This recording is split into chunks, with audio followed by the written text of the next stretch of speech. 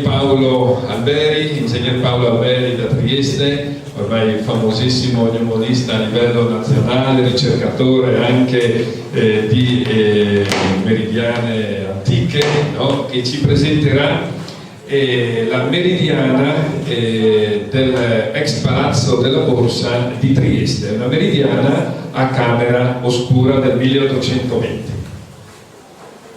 Salve, buongiorno a tutti.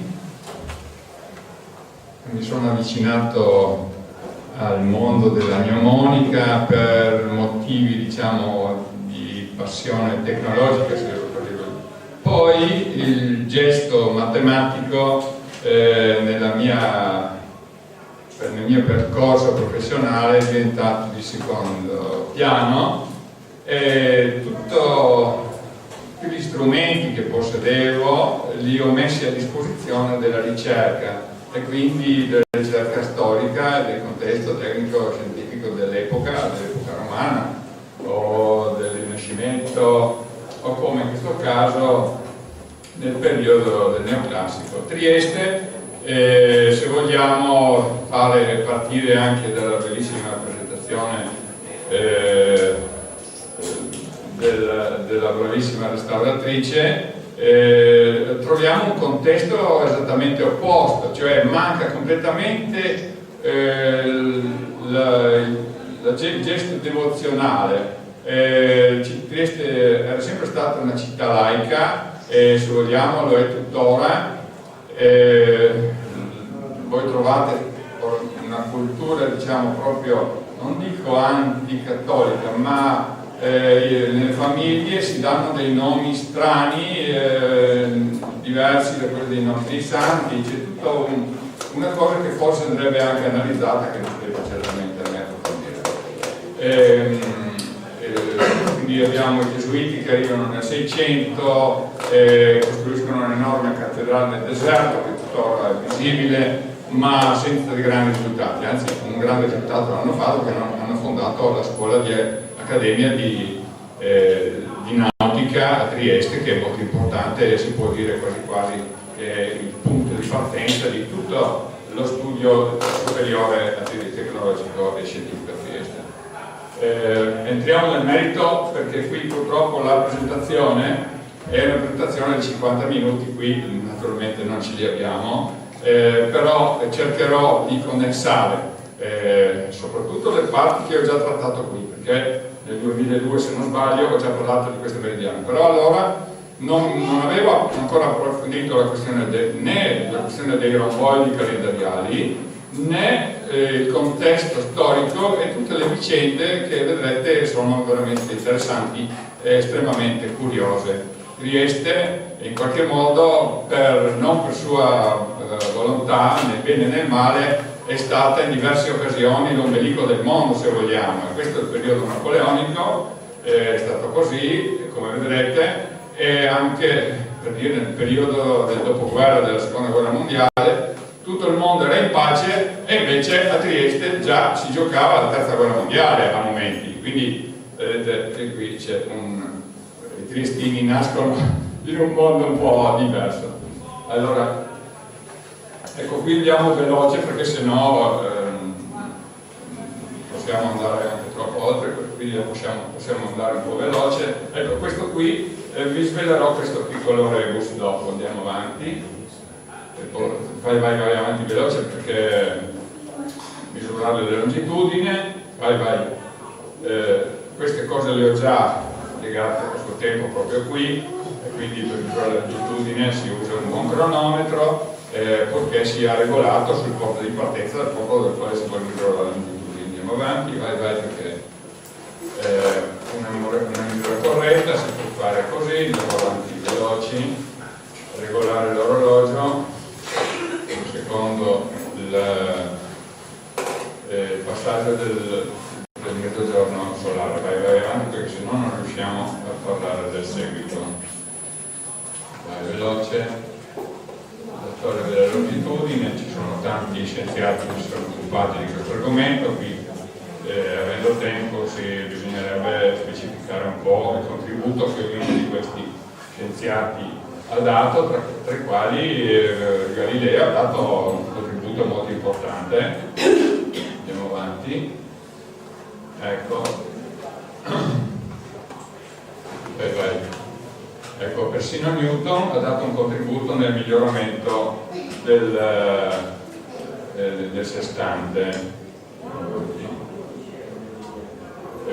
Questo libro Longitudine di Dava Sobel, lo consiglio, è un libro che parla di cose tecnologiche, però vi assicuro che si legge come un romanzo, voi non riuscite a mollare, diciamo, la lettura finché non arrivate alla fine. Andiamo avanti. John Harrison, il primo che ha costruito un buon orologio marino.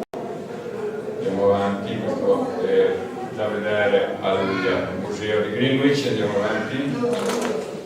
Ecco gli osservatori astronomici dell'epoca, quindi ho consultato tutto il contesto tecnologico dell'epoca e ho trovato appunto invece, oltre ad aver consultato tutte le declinazioni solari, cioè le effemeridi calcolate da questi grandi nomi dell'astronomia, non c'è assolutamente un'effemeride approssimata quadriennale. Adesso non entro nel tecnologico, diciamo. Ogni anno c'è un'effemeride diversa, invece come vedremo si può fare un'effemeride approssimata che funziona quadriennale e facilita nella gestione del calendario e anche di questo strumento. Andiamo avanti. Ecco, nel 1816 la rifondazione, però qui entriamo subito in un problema della meridiana, perché la latitudine di Trieste è un dato banale che nel 1820 si poteva misurare con grandissima precisione, mentre invece la meridiana di Trieste riporta una notevole differenza, e qui troviamo anche la spiegazione. Non è solo un riscontro tecnologico il mio che parte da misure, ma abbiamo trovato anche la fonte. Vai avanti. Ecco. Quindi qui nelle effemeridi quadriennali che comparivano in questo libro, di cui ho trovato diverse copie diversi anni nella biblioteca civica di Trieste, viene riportata praticamente una latitudine sbagliata. Ecco, solo nel 37 c'è la latitudine corretta. Andiamo avanti.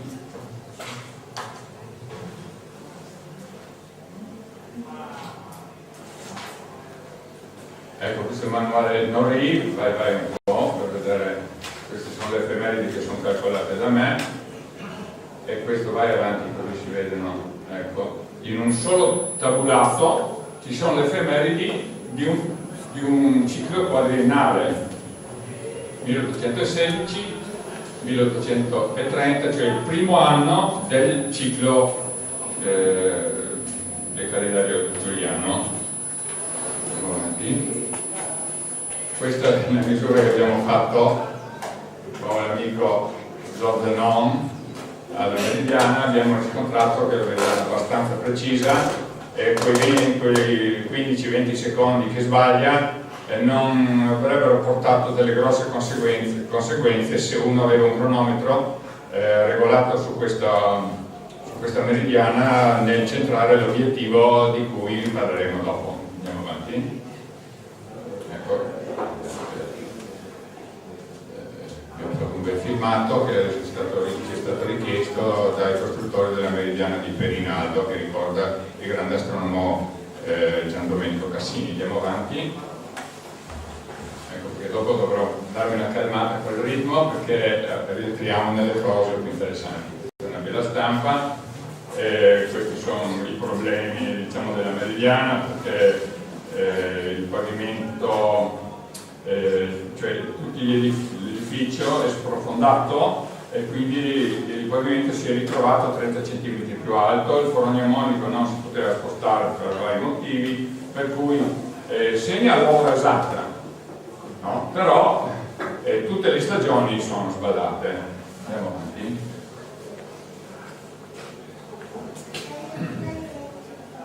Altre particolarità, il costruttore naturalmente, che è molto interessante, la famiglia di Sebastianotti.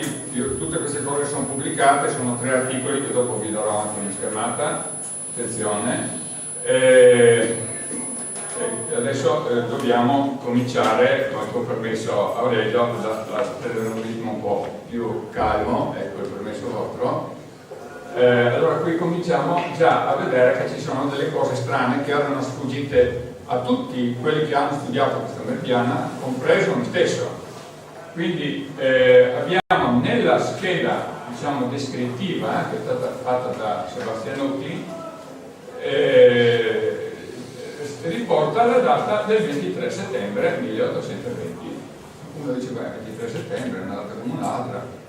Io ho consultato tutti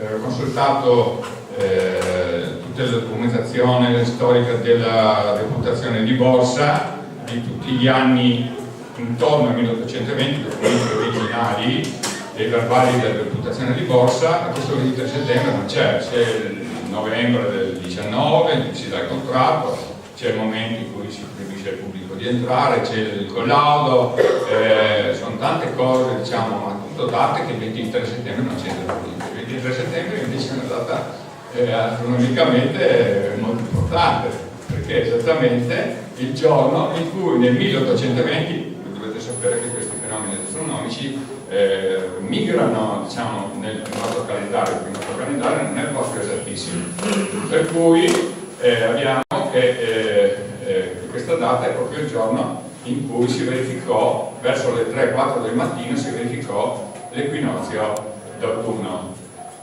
Ma non basta, andiamo avanti. Abbiamo anche una cosa singolare che, contrariamente a quello che ci si aspetterebbe, che il calendario della rivoluzione era stato già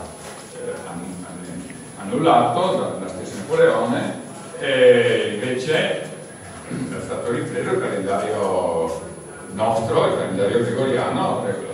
E quindi abbiamo lo 0, no, è segnato solamente dalla parte delle declinazioni discendenti, quindi ha un significato molto preciso tecnologicamente, e cioè che segna l'equinozio d'autunno e non l'equinozio di primavera. Queste sono due cose che concordano perfettamente in un certo contesto mentale e progettuale. Andiamo avanti. Questa è la rappresentazione della scienza rivoluzionaria della rivoluzione francese. I romboidi, qui vado un po' veloce perché è un argomento collaterale che potete approfondire eventualmente con i miei articoli. I romboidi hanno un significato interessantissimo, cioè rappresentano la possibilità di rappresentare tutti i 1461 giorni del ciclo giuliano, cioè i 4 anni più il giorno aggiunto del 29 di febbraio. E qui diciamo, lo studio di questo triangolo è stato interessante, però non posso entrare nel merito, se no andiamo troppo lontano e ci perdiamo. Vai avanti. Andiamo avanti. Ecco, quindi questo vai veloce perché sennò vai veloce. Altre cose francesi, sì, abbiamo un certo Giraud che presenta, forse si era riuscito a sfuggire al pagamento della tassa che Napoleone aveva obbligato a pagare tutti i negozianti clandestini, si faceva passare per lealista, era amico del console del Portogallo, se fosse stato tanto lealista non avrebbe certamente presentato alla deputazione un progetto con il calendario della rivoluzione francese, perché questo, scusate, ho dimenticato di dire che l'equinozio d'autunno è il cardine del calendario della rivoluzione francese. Quindi gli astronomi, le dipendenze del direttorio nel 1793 con potenza nel 1942 fecero partire un calendario che era esattamente astronomico, non era un'approssimazione come quello che vediamo noi, ma era un calendario che partiva dal 23 settembre del 1792, un'altra ora, e quindi permetteva, con un sistema che adesso qui non è il caso di approfondire, permetteva di stare dietro alla natura in modo perfettamente esatto, non come facciamo noi adesso. Qui faccio l'immagine di Napoleone perché adesso ci arriviamo. Ecco, quindi a Trieste vivevano 3 fratelli in quel periodo esattamente, con diverse date, ma più o meno erano tutti e 3 presenti in quel periodo, 3 fratelli di Napoleone, esuli. Quindi abbiamo Girolamo, che è il nostro personaggio principale, Elisa Baciocchi e Carolina Mira. Tutti avevano delle case. Questo è Giuseppe Bonaparte, che fa parte anche un po' di tutta la storia, che viveva negli Stati Uniti.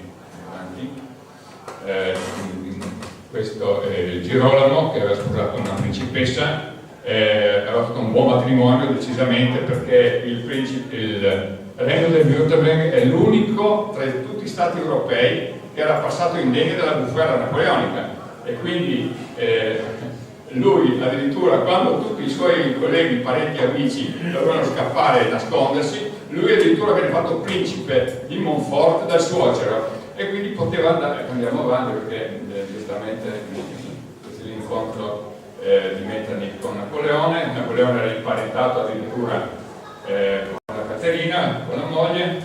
Qui ci sono tutte le motivazioni per cui vere o occulte, diciamo, per cui Girolamo fece in modo di farsi trasferire a Trieste, perché non voleva stare vicino a Vienna, voleva stare a Trieste perché stava in contatto col fratello che stava in America e che aveva una scuola continua di merci. E le lussuose abitazioni di Girolamo a Trieste,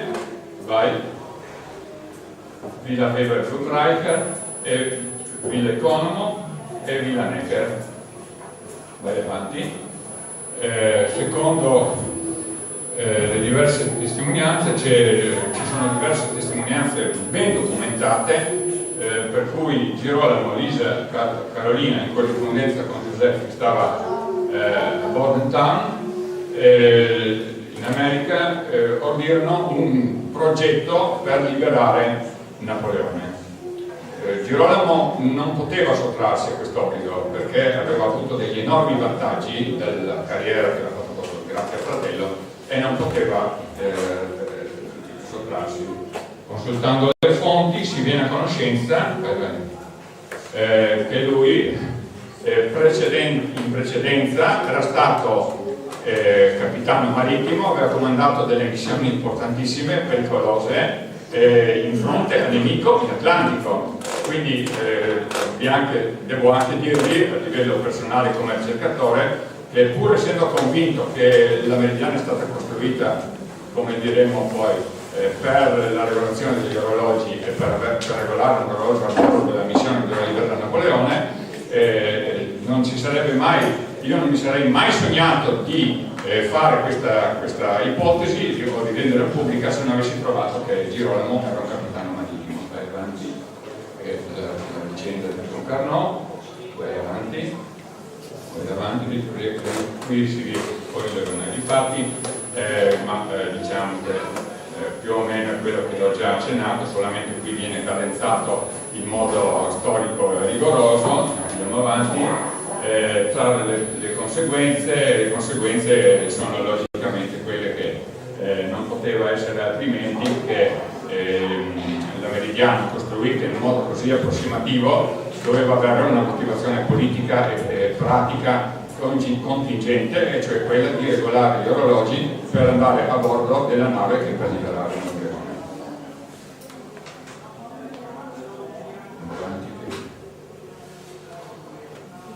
Naturalmente l'ipotesi si seppe a Vienna la questione, si seppe a Vienna, è finito nel libro, si seppe a Vienna la questione, Girolamo venne immediatamente zittito, forse era quello che si aspettava, perché in fondo desiderava, perché la bella vita con la trinetta gli andava troppo bene. Questa è l'immagine del Sole un giorno in cui c'era un'eclisse, e quindi si vede sul pavimento della Meridiana, si vede l'eclisse di Sole parziale. Andiamo avanti, finita insomma. Ecco, questa è la bibliografia, chi vuole l'esposizione, diciamo, c'è anche la possibilità, e questa è grazie.